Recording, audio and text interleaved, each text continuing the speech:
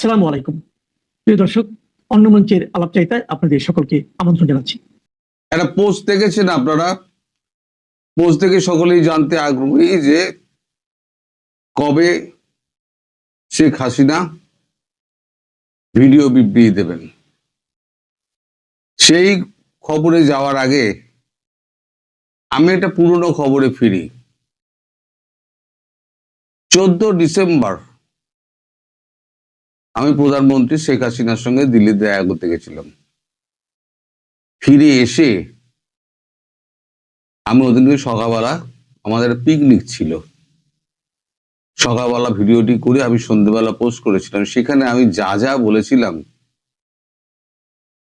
এখন যুক্তরাজ্য থেকে ব্রিটেন থেকে যে নেতারা গিয়েছিলেন তারা দেখা করে এসে যা যা বলেছেন আমার 14 ডিসেম্বরের ভিডিওর সঙ্গে মিলিয়ে দেখে নিন যে একটা বিরাট বাংলোতে উনি রাজকীয় হালে আছেন, তার দেখাশোনার জন্য 28 জন সহকারী রয়েছে এবং তিনি একটি রাজকীয় সোফায় বসেছিলেন। তিনি স্বতঃস্ফূর্ত ছিলেন, তিনি চঞ্চল ছিলেন এবং তার শারীরিক কোন রকম রোগ ব্যাধি আমার চোখে পড়েনি। আমি যা যা বলেছিলাম আর এনারা যা যা বলছেন আপনাদের কাগজেও সব বেরিয়েছে। এবার মিলিয়ে দেখুন, 14 তারিখে যে আমি ভিডিও করেছিলাম তার কমেন্টে যা যা এসছিল কমেন্টগুলো, সেগুলো দয়া করে আপনারা পড়ে দেখবেন। আর এখন যে ঘটনা ঘটছে, তাহলে সেদিন যারা কমেন্ট করেছিলেন আজকে তারা কি উত্তর দেবেন, আমি সেটাই ভাবছি। তো আমি বলি অনেক আগে, ঘটনা পরবর্তীকালে দেখা যায় যে ঘটনাটা সত্যি। ওই জন্য আমি বলি যে তাৎক্ষণিকভাবে কিছু হচ্ছে না বলে সবাই আমাকে গুজববাজ বলে ট্যাগ মেরে দেন, কিন্তু আমি আজকে বলছি কালকেই হবে এমন কোনো ঘটনা কিন্তু হয় না, দেরি হয়। আন্তর্জাতিক পলিটিক্সে রোজ একটা কিছু না বদল হচ্ছে, তা দেরি হয়। তো আমি জানতাম কেউ না কেউ তো যাবেন, কেউ না কেউ তো সত্যটা প্রকাশ হবে। সত্য দেখুন কখনো চাপা থাকে না, ও বেরিয়ে আসবেই। আমি যদি মিথ্যে বলি সেটাও যেমন বেরিয়ে আসবে, সত্য বললে সেটাও বেরিয়ে আসবে। তা আমার যে ওই যে সত্য কথন ছিল সেটা কতটা সত্য ছিল, এবার আপনারা কাগজে যা বেরোচ্ছে, যা মিডিয়ায় বেরোচ্ছে, যা নিয়ে আলোচনা হচ্ছে, এখন তপ্ত বাংলাদেশ, প্রতিটা অক্ষর 14 ডিসেম্বরের ভিডিওটা দেখে নিয়ে একটু পেছনে যেতে হবে আপনাদের, দেখে নেবেন বলুন। এবার আসি শেখ হাসিনার বক্তব্যে। দেখুন, আমাদের এখানে 28 জানুয়ারি আমাদের এখানে সর্বদলীয় একটা বৈঠক হয়েছে। আজকে বাজেট পেশ হচ্ছে সংসদে, প্রাক বাজেট আলোচনা একটা হয়, সেটা 28 তারিখ থেকে শুরু হয়েছিল। কিন্তু কখন থেকে শুরু হয়? 11টা থেকে। সেদিনকে ডাকা হয়েছিল 8টার সময়। আমরা পরে যা জেনেছি, আজকে যা জানতে পেরেছি, আজকে না গতকালই বলা যায় জানতে পেরেছি, ঘড়ির কাঁটা ধরলে। তো ওই 8টার সময় ডাকা হয়েছিল এই কারণে, সেখানে যেন কোনো মিডিয়া না থাকে। ওই সর্বভারতীয় যে বৈঠকটা হয়, এটা প্রাক বাজেট বৈঠকের আগে, তারপর টি ব্রেক হয়ে যায়, তারপরে প্রাক বাজেট বক্তৃতা নিয়ে আলোচনা হয়। সেখানে শেখ হাসিনার দেশে ফেরার প্রসঙ্গ আসে এবং সবার মতামত চাওয়া হয় মৌখিকভাবে। থাকার ব্যাপারেও তারা কোনো অমত করেনি, দেশে ফেরানোর ব্যাপারেও তারা অমত করেনি। তারা বলেছেন যে যত দ্রুত পারা যায় তাকে দেশে ফেরানো হোক এবং সুরক্ষিত অবস্থায় তার সুরক্ষার গ্যারান্টি দিয়ে ফেরত ফেরানো হোক। এটা আগেই আলোচনা হয়েছিল। তবে সেদিনকে আলোচনা যেটা হয়েছে কবে নাগাদ ফেরানো যায় এবং ফেরানোর ব্যাপারে সবার এখনো পর্যন্ত সেই মতটা আছে কিনা। তো সবাই সেই একই মত পোষণ করেছে, সব দল। তো সেই খবরটা আমি অনেক লেটে পেয়েছি গতকালকে, যে এরকম একটা বৈঠক হয়েছে আজ 28 তারিখে। 28 তারিখ ছিল শনিবার দিন। তো এখন একটা ঠিক হয়েছে যে তিনি একটা ভিডিও বার্তা নয়, ভিডিও কনফারেন্স উনি করবেন দেশীয় এবং বিদেশি সাংবাদিকদের সঙ্গে। প্রথমে অডিও করেছিলেন, এবার ভিডিওর মাধ্যমে করবেন, যেটা আমি আগে বলেছিলাম যে প্রথমে অডিও করবেন, তারপরে ভিডিও করবেন, তারপরেতে আবার ভবিষ্যতে হয়তো সশরীরে করতে পারেন। তো ভিডিও কনফারেন্সটা হবে, এবং ভিডিও কনফারেন্সটা যখন হবে তার জন্য যে সুরক্ষা ব্যবস্থা, সেই সুরক্ষা ব্যবস্থাগুলো কিন্তু ঠিক করা হচ্ছে। এবং যেদিনকে হবে সেদিনকে দিল্লিতে নো ফ্লাই জোন করে দেওয়া হবে। এমনিতেই ওখানে নো ফ্লাই জোন তো এরিয়া রয়েছে, কিন্তু আরো কড়া নিরাপত্তা হবে। যেমন নিরাপত্তা ঘেরাবেষ্টনী আমি বলেছিলাম, শেখ হাসিনা 3 স্তরীয় নিরাপত্তা ঘেরাবেষ্টনীর মধ্যে রয়েছেন, ওরকম আরো নিরাপত্তা ব্যবস্থা তৈরি করা হবে। তৈরি করার পর একটা ডেট ঠিক করে সেখানে ওনাকে টাইম বলে দেওয়া হবে, এই সময়তে উনি ভাষণ দেবেন, সবাইকে সেখানে আমন্ত্রণ জানানো হবে এবং একটা বিশাল একটা কনফারেন্স হলে, যেখানে আগের বারে যেখানে ধরেনি তার থেকে বড় জায়গায় এখানে ব্যবস্থা করা হবে। সেখানে শেখ হাসিনা ভিডিও কনফারেন্স করবেন এবং প্রশ্নোত্তর পর্ব উনি জবাব দেবেন। সম্ভবত সেখানেই উনি ঘোষণা করবেন কবে তিনি দেশে ফিরতে চান। এবং ভারত সরকার মোটামুটি একটা রেডি করে রেখে দিয়েছে, একটা প্ল্যান একটা রেডি করা আছে। সেগুলো তো আর ডিটেলস আমি বলতে পারবো না, বলার জায়গায় আমি নেই, কারণ আমি সব জানি না, আর আমাকে জানিয়েও কিছু হবে না। যখন হবে তখন জানতে পারবো। তো এই অবস্থায় এখন রয়েছে। এর বিশেষ দায়িত্ব পড়েছে অজিত দোভালের উপরে, যে তাকে দেশে ফিরানো, কি কলকাঠি নাড়তে হবে, কিভাবে ফিরবেন, তার আগে ইউনূসের কি হবে। তার আগে ইউনূসের, আমার মনে হয় ইউনূসের দফা রফা তার আগে হয়ে যাবে। এই 12 তারিখের আশেপাশে ইউনূসের দফা রফা হয়তো হয়ে যাবে। আমি ওই জন্য গতকালকে খুব শুভেচ্ছা ইউনূসকে জানিয়ে রেখে দিয়েছি, ভালো থাকবেন, সুস্থ থাকবেন, যেখানেই থাকুন, মানে এই পৃথিবীতে থাকুন আর ওই পৃথিবীতে থাকুন, যেখানেই থাকুন আপনি সুস্থ থাকবেন, সুস্থ শরীরে হোক, সুস্থ আত্মায় হোক, আপনি থাকবেন। এখন আপনার দেশে ভোট নিয়ে তো এখন খুব আলোচনা হচ্ছে। আমি তো বরাবরই বলি ভোট মশাই হবে না, 12 তারিখের ভোট হবে না। আমি এখনো বলে যাচ্ছি, আজকে ফেব্রুয়ারি মাসের 1 তারিখে আমি আপনাদের এখনো বলছি 12 তারিখে ভোট হবে না। আর যদি 2 নম্বরই করে ভোট করতে চায়, তাহলে কাল যেটা বলেছি সেটা হচ্ছে নিজের কবর নিজে খুঁড়বে ডক্টর মোহাম্মদ ইউনূস। সেক্ষেত্রে কোন দেশ তাকে তুলবে সেটা আমি বলতে পারবো না। আমেরিকাও তুলতে পারে, ভারত তুলতে পারে, তুলে নিয়ে চলে আসবে। এবার ভোট করেছে তো, আন্তর্জাতিক সমস্ত এগুলো ভেঙে, উপদেশ ভেঙে বলুন, আদেশ ভেঙে বলুন, যাই বলুন না কেন, নিজের খেয়াল খুশি মতো একটা দেশকে উনি চালাচ্ছেন আর একটা সিরিয়া করার জন্য, তার উপযুক্ত তাকে দণ্ড পেতে হবে। তো যাই হোক, শেখ হাসিনা সেদিনকে দেশে ফেরার কথা এবং ডেট হয়তো ঘোষণা করতে পারেন, কারণ তিনি কি বলবেন তা তো আমি জানি না, তার সঙ্গে আমার আর যোগাযোগ হয় না। ওই একবারই দেখা হয়েছিল, একবারই কথা হয়েছিল, ব্যাস ওখানেই শুরু ওখানেই শেষ। আমি কখনোই দাবি করি না যে আমার সঙ্গে কথাবার্তা হয়, আমি কোনোদিন দাবি করি না। তো তখন আপনারা জানতে পারবেন। আপাতত এটা জেনে রাখুন, 12 তারিখের আগে হয়তো ইউনূসের এসপার ওসপার হবে, আর শেখ হাসিনার কে আপনারা সশরীরে দেখতে পাবেন।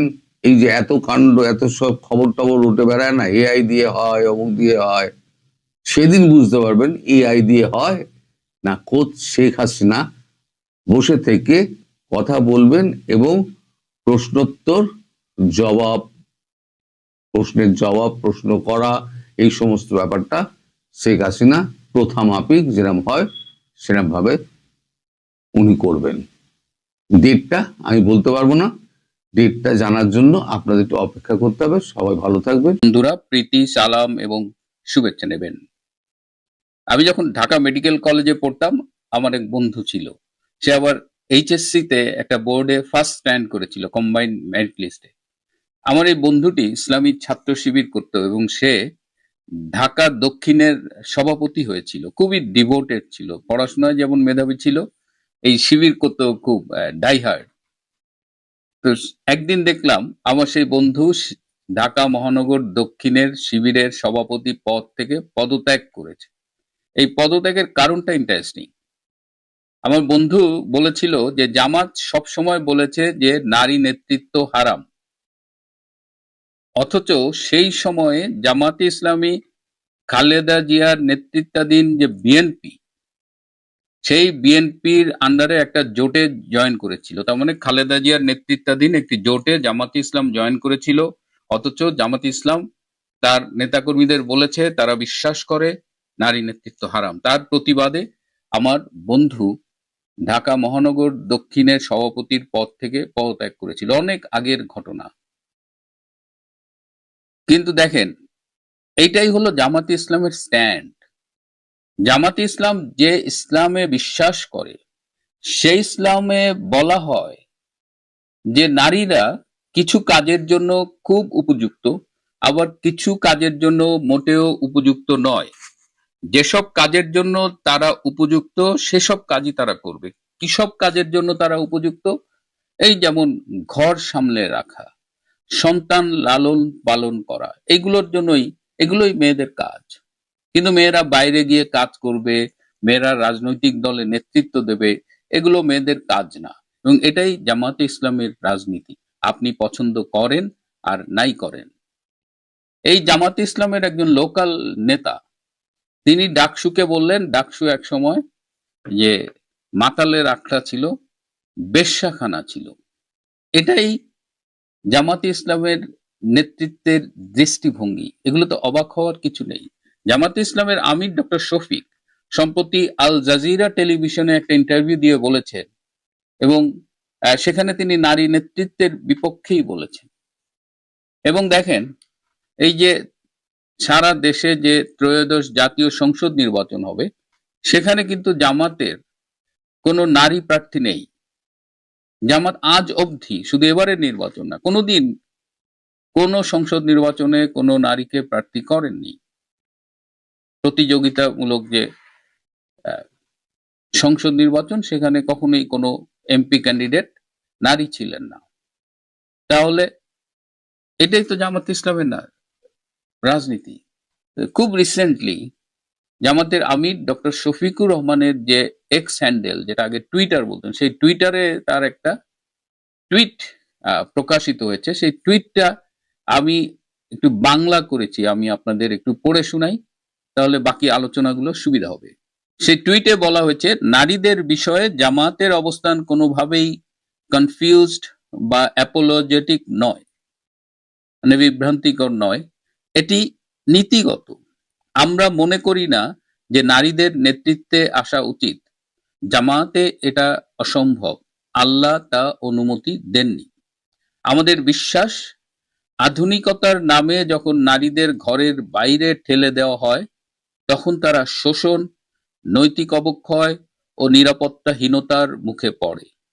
এটি আর কিছু নয়, এটা আরেক ধরনের পতিতাবৃত্তি। সামাজিক যোগাযোগ মাধ্যমের অশ্লীলতা, কর্মক্ষেত্রে হয়রানি এবং নারীদের পণ্য হিসেবে ব্যবহার, এগুলো উন্নতির লক্ষণ নয়, এগুলো নৈতিক পতনের উপসর্গ। যতই তা ফ্যাশনেবল হয়ে উঠুক না কেন, আমরা অনৈতিকতার সঙ্গে কোনো আপোষ করব না। জামাতে আমির এই যে এক্স হ্যান্ডেলের টুইটটা করেছেন, এটা আমি একটু আগেও বললাম যে এটাই আসলে জামাতের রাজনীতি। জামাত যেটা বিশ্বাস করে সেটাই বলা হয়েছে, কিন্তু এটার একটা তীব্র প্রতিক্রিয়া দেখা দিয়েছে দেশে, বিশেষ করে দেশের নারী সমাজ এটার উপরে ক্ষুব্ধ হয়ে উঠেছে। তখন জামাত যেটা করেছে, জামাত তখন বলেছে যে না, তাদের আমিরের এক্স হ্যান্ডেলের অ্যাকাউন্টটা হ্যাকড হয়েছে এবং তারা পরে জিডি করেছে থানায়। আসলেই কি জামাতের আমিরের অ্যাকাউন্ট হ্যাকড হয়েছে, নাকি জন প্রতিক্রিয়ার মুখে তারা এই মিথ্যে দাবি করছে? টুইটার যদি হ্যাকড হয়, প্রথমত হলো যে জামাত কিন্তু আইটিতে অনেক অ্যাডভান্স। জামাত আওয়ামী লীগের মতো না। শেখ হাসিনার সরকার সারা দেশটাকে ডিজিটাল করেছে, কিন্তু নিজেরা অ্যানালগ রয়ে গেছে। অধিকাংশ আওয়ামী লীগ নেতারই কিন্তু অ্যানালগ আচরণ। ওবায়দুল কাদেরের একটা ফেসবুক অ্যাকাউন্ট ছিল, প্রচুর ফলোয়ার ছিল। সেই অ্যাকাউন্টে আমরা দেখতাম যে তিনি নিত্য নতুন স্যুট, টাই আর ঘড়ি পরে ফুল বাগানে, বিভিন্ন বাগানে দাঁড়িয়ে ইংলিশ কোটেশন সহ পোস্ট দিচ্ছেন। আওয়ামী লীগের সাধারণ সম্পাদকের ফেসবুক পেজ। কিন্তু জামাত তো সেই জায়গায় নাই। জামাত শিবির, এদের আইটি সেল ভেরি স্ট্রং। তো এদের টোটাল আইটি যে টিমগুলো কাজ করে, জামাতের আমির তো আর নিজে এইসব আমার মনে হয় না এই অ্যাকাউন্টগুলো মেনটেন করে, তার যে পিআর টিম আছে তারা মেনটেন করে। তো তারা তো আল জাজিরা বা ওই জামাতের নেতার কথা, তার সাথে কিন্তু এই টুইটের ভাষ্যটা মেলে। তারা তো মনে করে যেসব মেয়েরা কাজ করে তারা বেশ তো এখন আমরা অনেকে অবাক হচ্ছি। আর জামাত তো বলতেছে হ্যাকড হয়েছে। হ্যাকড হওয়ার কোনো কারণ নেই। প্রথমত it's a highly well protected একটা আইডি। দ্বিতীয়ত হলো যদি হ্যাক হয়ও, আপনি এরকম 7-8 ঘন্টার মধ্যে সেটা আপনি রিকভার করতে পারবেন না। এক্স হ্যান্ডেল, আগে যেটা টুইটার ছিল, এই টুইটারের অ্যাকাউন্ট রিকভার করতে 12 ঘন্টা বা তার চেয়েও বেশি সময় লাগে। আরো কয়েকজন আইটি বিশেষজ্ঞের সাথে কথা বলে যেটা জানলাম, যদি আসলেই হ্যাকড হয়ে থাকে, তাহলে কোন আইডি থেকে এটা হ্যাক হয়েছে, মানে কোন আইডি থেকে হ্যাকার এখানে সাইন ইন করেছে, কোন লোকেশন থেকে এটা করেছে, কোন আইপি অ্যাড্রেস থেকে এটা করেছে, সবই ডিটেক্ট করা যায়। তো জামাতের পক্ষ থেকে তো ওই হ্যাকারের আইডি এবং ডিটেলস দিয়ে স্ক্রিনশট দিয়ে আমাদের জানাতে পারতো, সেটা হয়নি। এখন এর বিরুদ্ধে আমাদের একজন ফেসবুক পার্সোনালিটি আছে, নীলা ইসরাফিল, দেখলাম যে এর প্রতিবাদে ঝাড়ু মিছিলের আয়োজন করেছে। তো এখন আপনারা ঝাড়ু মিছিল করেন, প্রতিবাদ করেন, জামাতকে যদি ভোট দেন, জামাতকে যদি নির্বাচিত করেন, তাহলে নারীকে ঘরের ভেতরেই থাকতে হবে। That is Jamaat's politics. এটা বদলানোর কোনো সুযোগ নেই। তারা শরিয়া আইনের কথা বলুক বা যাই বলুক, এটা তারা বিশ্বাস করে। তো জামাত এটা করবেই। এখন আপনি যদি কবি আবুল হাসনাত মিল্টনকে বিয়ে করেন, তার সাথে প্রেম করেন এবং বলেন যে কি ভাই আপনি কবিতা লেখেন কেন, তাহলে তো হবে না। আপনি জামাতকে যদি ক্ষমতায় আনেন, জামাতকে যদি ভোট দেন, তাহলে বাংলাদেশের নারী সমাজ গেট রেডি যে আপনাকে বোরকা পরে চলতে হবে, বোরকা ছাড়া বাইরে যাইতে পারবেন, আরো অনেক নিয়ম, এবং আপনাকে ঘরে থাকতে হবে, আপনি কাজ করবেন না। এবং এর আগেও ডক্টর শফিক কিন্তু দু একটা বক্তৃতায় সেই ইঙ্গিত দিয়ে রেখেছে। আমার ভয় হয় যে বাংলাদেশে আল্লাহ না করুক জামাতে ইসলাম যদি ক্ষমতায় আসে, সেই সম্ভাবনা যদিও ভীষণ ভীষণ ভীষণ কম, তাহলে বাংলাদেশ আফগানিস্তান হবে না, বাংলাদেশ ইরান হবে না। ইরান আপনি অপছন্দ করেন, আমিও অপছন্দ করি, কিন্তু ইরানের সায়েন্স এবং টেকনোলজিক্যাল ডেভেলপমেন্ট দেখেন, ইরানের নিজস্ব কালচারাল হেরিটেজ এবং সেইটার ডেভেলপমেন্ট দেখেন। আফগানিস্তান আপনি তালেবানদের অপছন্দ করেন, কিন্তু তালেবানদের একটা আইডিওলজি আছে এবং তারা কিন্তু 2001 থেকে ফাইট করে করে করে আজকে এই জায়গায় আসছে। কিন্তু জামাত তো এরকম ডিভোটেড না, জামাত কমিটেড না। দেখেন জামাত এই নারী স্বাধীনতা নিয়ে কথা বলছে, নারী স্বাধীনতার বিপক্ষে স্ট্যান্ড নিয়েছে, নারীকে ঘরে থাকতে বলছে, কিন্তু জামাতের পক্ষে এই নারীরাই বাড়ি বাড়ি গিয়ে ভোট চাইতেছে। এটা দ্বিচারিতা হলো না? আপনি তো ভোট চাওয়া তো নারীর কাজ না, নারীর কাজ তো সন্তান লালন পালন করা, সংসার দেখা, এতে সে নাকি খুব ভালো। তো এই জামাতে ইসলাম সম্পর্কে সতর্ক থাকতে হবে। গতকাল কোনো একটা রাষ্ট্রদূতের আমন্ত্রণে কোনো একটা জায়গায়, সেখানে জামাতের নায়েবে আমির ডাক্তার তাহেরের সাথে বিএনপির স্থায়ী কমিটির সদস্য সালাউদ্দিন আহমেদের খুব হট্টক হয়েছে। এটা শুনলাম। আজকে জামাতে ইসলামের নির্বাচনী ইশতেহার ঘোষণা করার কথা ছিল, সাডেনলি সেটা স্থগিত করা হয়েছে। কারণ হিসেবে বলা হচ্ছে যে আজকে জামাতের আমির শেরপুরে তাদের যে একটা উপজেলার আমির কদিন আগে মারা গিয়েছিল, তার কবর জিয়ারত করতে যাবে এবং শেরপুরে 2টো জনসভা অ্যাটেন্ড করতে যাবে। একটা কেন্দ্রীয় নির্বাচনী ইশতেহার ঘোষণা করাটা তো হচ্ছে মোর ইম্পর্টেন্ট। উনি তো একদিন আগে বা পরে শেরপুরে যেতে পারতেন। তাহলে ঘটনাটা কি? জামাতের সাথে কিন্তু বিএনপির একটা মুখোমুখি অবস্থান বিভিন্ন জায়গায় তৈরি হয়েছে। তো এখন এই জামাতে ইসলাম সম্পর্কে অনেকেই অনেক কথা বলেন, এরা দুর্নীতি করে না, এরা এই করে না, সেই করে না, বাট বি কেয়ারফুল। শেখ হাসিনার আমলের নারী স্বাধীনতা চাইবেন, রাত বিরেতে নারী ঘুরে বেড়াবে। আমি দেখেছি যে বিশেষ করে রমজানে 3টা-4টার দিকে সেহরি করতে যাচ্ছে আমাদের মেয়েরা, ঢাকা শহরে নিশ্চিন্তে ঘুরে বেরিয়েছে। সেই স্বাধীনতা কিন্তু আপনারা পাবেন না যদি জামাত ক্ষমতায় আসে। Get ready for the consequences. লাগাবেন মাকাল ফলের গাছ আর আশা করবেন আপেল ফল, সেটা তো হবে না। প্রিয় বন্ধুরা, আজ এই পর্যন্তই। ভালো